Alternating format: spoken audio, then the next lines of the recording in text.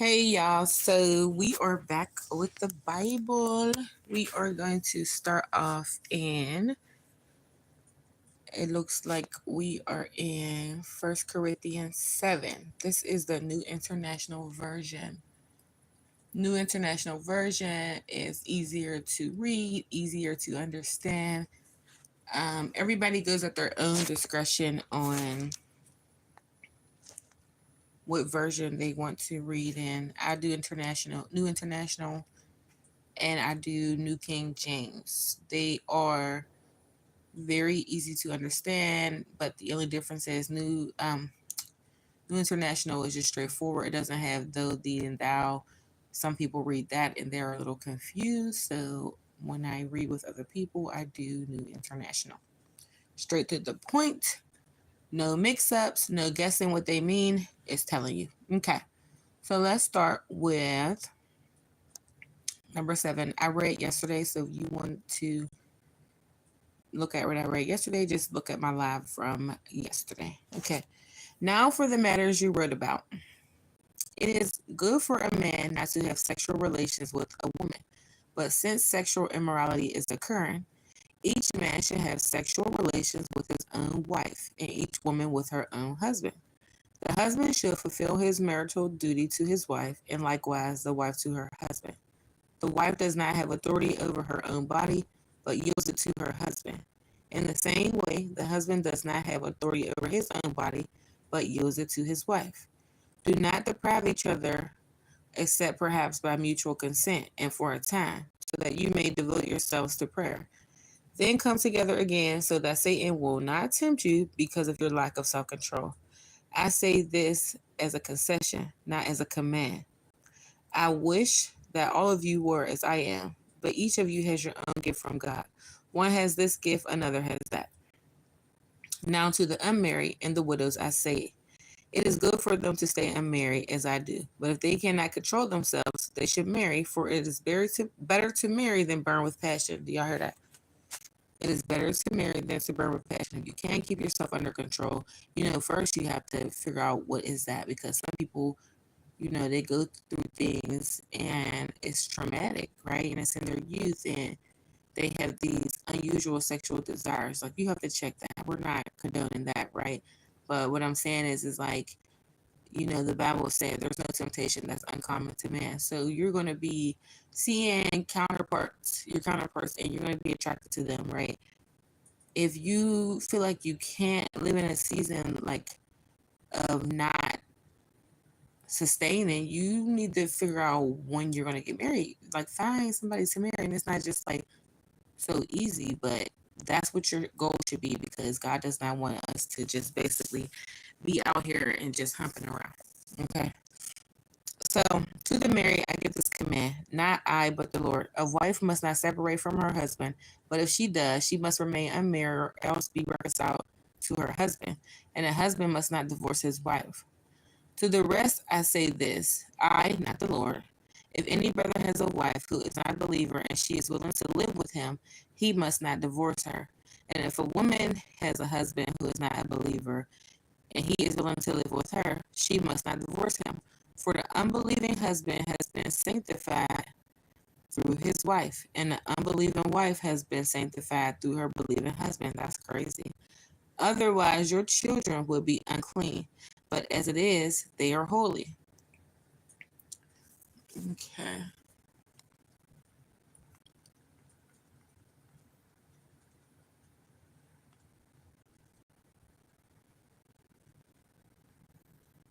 Like, sometimes I can see the chats and sometimes I can't. So, okay. Oh, sorry, I was about to get up out of this lab, y'all. I did not want to do that. Okay. All right. So, but if an unbeliever leaves, let it be so. The brother or sister is not bound in such circumstances. God has called us to live in peace. How do you know, wife, whether you will save your husband? Or how do you know, husband, whether you will save your wife? Okay, on to the next. Concerning change of status. Nevertheless, each person should live as a believer in whatever situation the Lord has assigned to them. You hear that?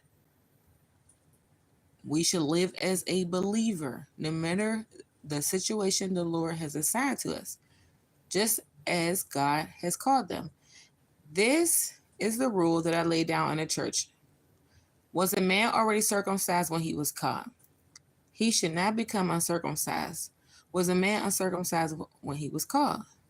He should not be circumcised. Circumcision is nothing, and uncircumcision is nothing. Keeping God's commands is what counts. Each person should remain in the situation they were in when God called them. Wow. Were you a slave when you were called? Don't let it trouble you. Although if you can gain your freedom, do so. For the one who was a slave when called to faith in the Lord is the hold on. The one who was I'm getting tongue tied. For the one who was a slave when called to faith in the Lord is the Lord's freed person. Similarly, the one who is free when it's called is Christ's slave. You were bought at a price. Do not become slaves of human beings. Brothers and sisters, each person, as responsible to God, should remain in the situation they were in when God called them. We all have a calling on our life, and we all have a gift, right? There's things that we have to do for the body of Christ. Concerning the unmarried. Now, about virgins, I have no command from the Lord. Now, y'all, this is Paul. Paul is writing this to the church of Corinth. If you're just getting in here and you're wondering, this is what's going on. Paul wrote this church to the church of Corinth. There were some believers there. These are some gifted people, but amongst them there were some those who had fallen away and they weren't, right. So Paul was called by God to do miraculous things and to basically help the people. Thank you, Dakota. Basically, to help the people be, delivered and to stand there and to stand in their position and not fall down by the desires of this world and the temptations, right? So this message is from Paul. What I'm reading, Paul is saying this, okay? Now about virgins. I have no command from the Lord, but I give a judgment as one who by the Lord mercy is trustworthy. Because of the present crisis, I think that it is good for a man to remain as he is. Are you pledged to a woman? Do not seek to be released. Are you free from such a commitment? Do not look for a wife. But if you do marry, you have not sinned. And if a virgin marries, she has not sinned. But those who marry will face many troubles in this life, and I want to spare you this. Sheesh. Now that's crazy. I heard marriage is hard. Okay? I'm sorry. Okay, so back to what I was saying. Okay, he wants to spare us of this. What I mean, brothers and sisters, is that the time is short. For now on, those who have wives should live as if they do not. Those who mourn as if they do not. Those who are happy as if they are not. Those who buy something as if it were not theirs to keep. Those who use things to the world as if it was not engrossed in them. For this world in its present form is pressing away. I would like you to be free from concern, right? For real. For real. It's like the relationship is, we're supposed to be free. You ever see a kid, like, they're just so happy. It's like they don't have a care in the world because they don't. You get what I'm saying? They don't. And because they trust that their parents have them. Like your kid, your kid will come home, go to the refrigerator, and they just know that their favorite thing is there because why? They trust you to get it. And I really feel like that's how God be wanting us to be with him. Like, live on. You're fine. When a kid falls down, yeah, they cry right then and there, but then they get back up and they're playing with all their friends again. Like, they're not, oh, you might find one random kid or maybe two out the bunch who they want to sit down for a while and cry with their mom. But if you find out they're babied, right? They're spoiled. So, and being spoiled is not always a good thing. You get what I'm saying? Because there's food that spoils and it stinks. It's rotten. It's bad. You want it out, right? So being spoiled is not always good. But what I'm trying to say is it's like God wants us to be so free and to just depend on him. No matter how it looks, we're good. And just like you want your kids to feel the same way, he's the same way with us. It's like you're their parent and he's like, I'm your parent. So everything you're saying to your child, I'm saying it to you. So anyway, guys, This relationship is so good, but your mind has to understand it and your mind has to perceive it. And when your flesh wants to tell you something different, you have to override it. Like, it is very important to override it. So, with that being said, let's get back into it. Okay. Okay, I would like you to be free from concern. An unmarried man is concerned about the Lord's affairs, how he can please the Lord. Now this is the way it should go. Some of the men are worried about women and money, right? But a married man is concerned about the affairs of this world, how he can please his wife, and his interests are divided. An unmarried woman or a virgin is concerned about the Lord's affairs. Her aim is to be devoted to the Lord in both body and spirit. But a married woman is concerned about the affairs of the world, how she can please her husband. Crazy. Listen to this. I am saying this for your own good, not to restrict you, but that you may live in a right way in undivided devotion to the Lord. If anyone is worried that he might not be acting honorably toward the virgin he is engaged to, and if his passions are too strong and he feels he ought to marry, he should do as he wants. He is not sinning. They should get married. Okay, you got desires, you got to, right? Better to be married than to be bouncing around and to be burning with desire, right? But he's saying if you got control of yourself, you got a routine, you right, seek out God. And eventually, yeah, you will get married. It just happens. You get what I'm saying? But I don't believe everybody is meant to like be married. Some people just can live celibate lives and make the world a better place. But the man who has settled in that manner in his own mind, who is under no compulsion, but has control over his own will, and who has made up his mind not to marry the virgin, this man also does the right thing. So then, he who marries the virgin does right, but he who does not marry her does better. Dang. A woman is bound to her husband as long as he lives. But if her husband dies, she is free to marry anyone she wishes. But he must belong to the Lord. In my judgment, she is happier if she stays as she is. And I think that too has the Spirit of God. It's crazy, y'all. It's so deep. I can't see any chat. I got some people hanging out with me. Just two of y'all for now. That's cool. Let's get this word. Okay, concerning food sacrificed to idols. Now about food sacrificed to idols. We know that we all possess knowledge, but knowledge puffs up while love builds up. Wow. Knowledge puffs up while love builds up. Those who think they know something do not yet know as they ought to know, but whoever loves God is known by God. So then, about eating food sacrificed to idols, we know that an idol is nothing at all in the world, and that there is no God but one. For even if there are so-called gods, whether in heaven or on earth, as indeed there are many gods and many lords, y'all hear that, right? But there are some that they're false. There's many, but they're false, and there's one true one, right? Yet for us, there is but one God, the Father, to whom all things came and for whom we live. And there is but one Lord, Jesus Christ. Through him all things came and through all we live. And through whom we live. But not everyone possesses this knowledge. Some people are still so accustomed to idols that when they eat sacrificial food, they think of it as having been sacrificed to a god. And since their conscience is weak, it is defiled. But food does not bring us near to God. We are no worse if we do not eat, and no better if we do. Do y'all hear that? Do y'all hear that? Like, what? Be careful, however, that the exercise of your rights does not become a stumbling block to the weak. Okay, so this is like the things that you're doing, right? If it's making someone else stumble, you might just have to not do it. And if you're struggling with it, work on it with God. You get what I'm saying? Work on it with God, but don't involve anybody else. Don't involve anyone. Be careful, however, that the exercise of your rights does not become a stumbling block to the weak.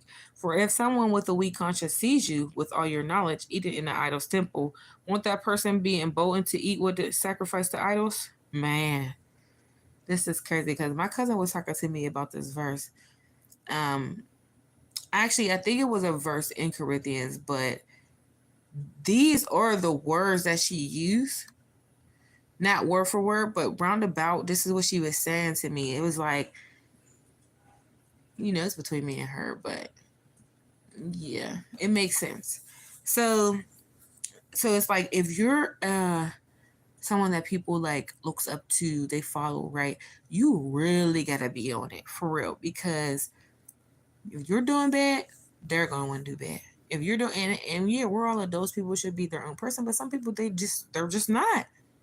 They're just not at that time, and they need someone to guide them. They need someone to show them, and then they look to you, and you are the light that guides them down the path. But if your lights are on, then they're out, then they're on, then they're out, then they're on. Okay, as people are following you, they're stumbling because they're following you, but you're off, on, off, on, off, on, off, right? So it's like you walking down, a street that you're unaware of. You don't know nothing about the street. You don't know which direction to go. But then the lights are on, so you can see, like, and then in the midst of you walking, the lights go out. You're gonna be stuck, or you're gonna feel around and possibly bump into something and be in a dangerous space.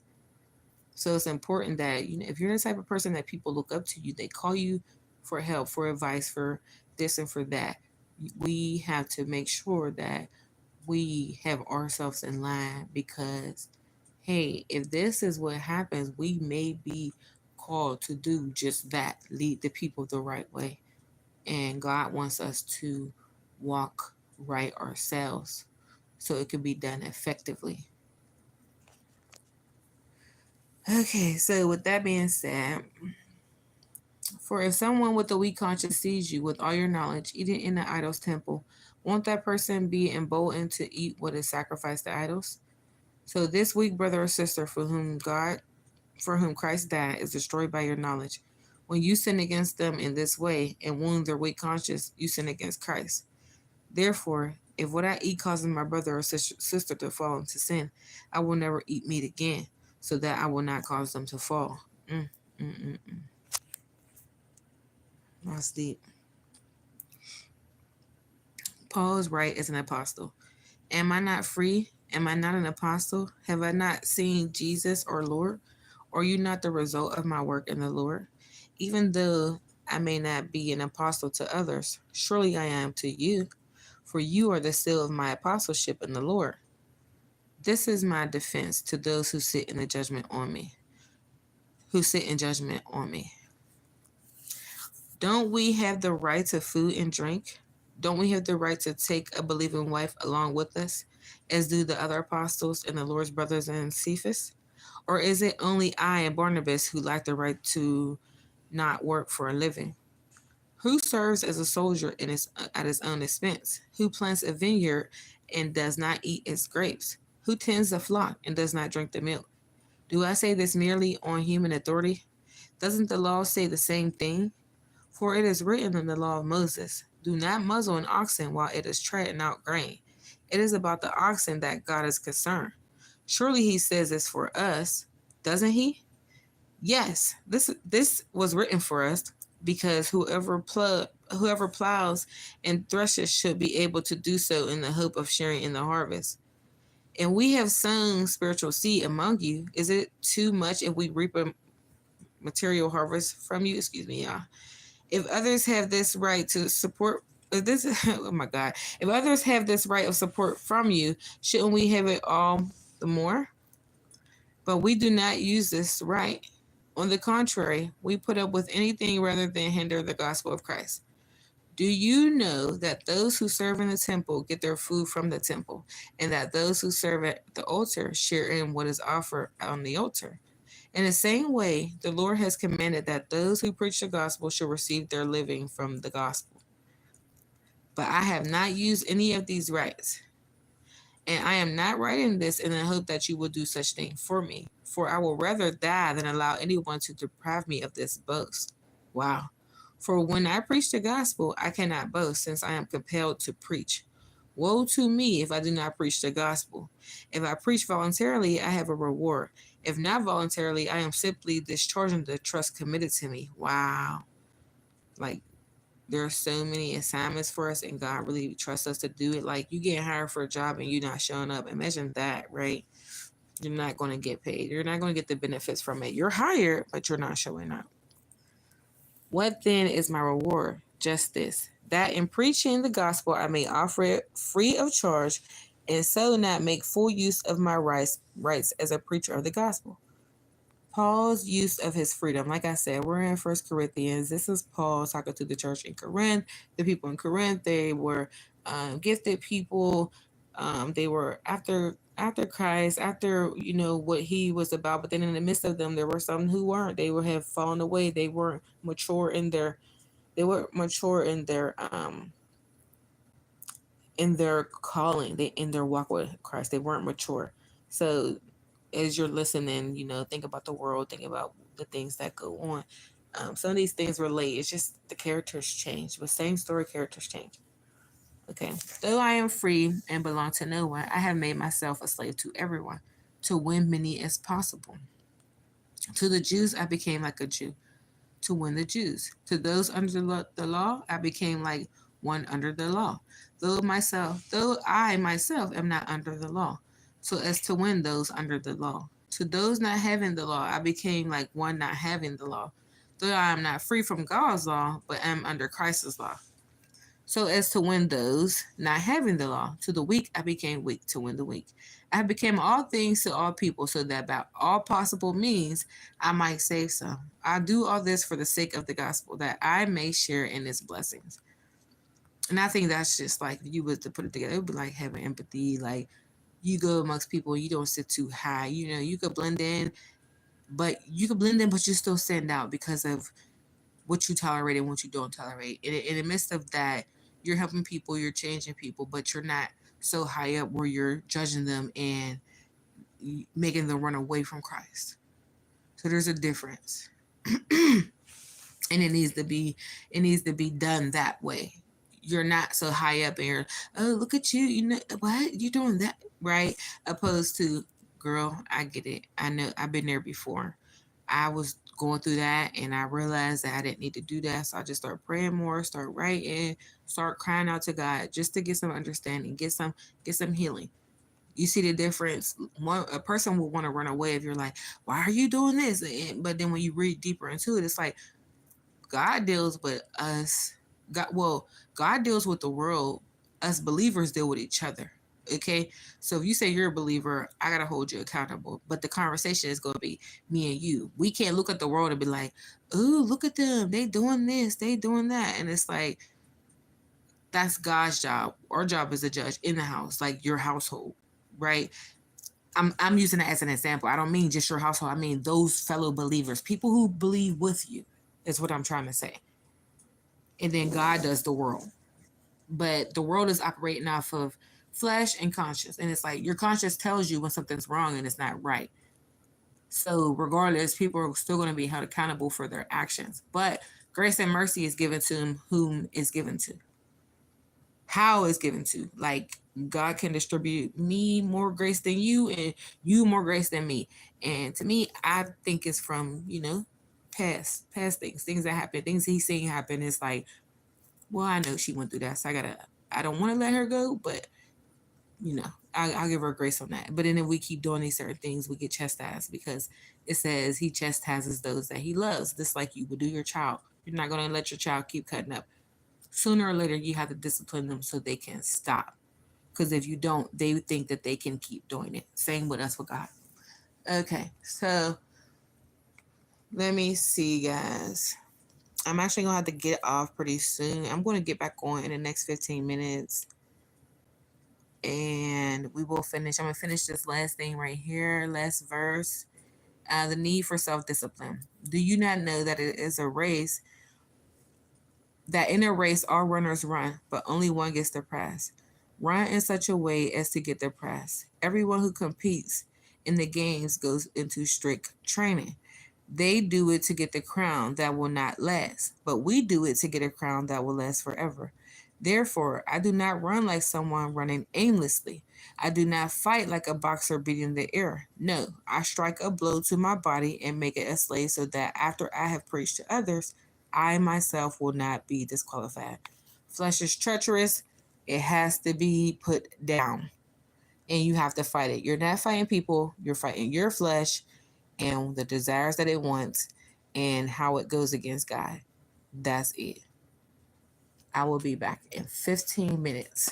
Get back on my live if you're here. I promise I'm coming back.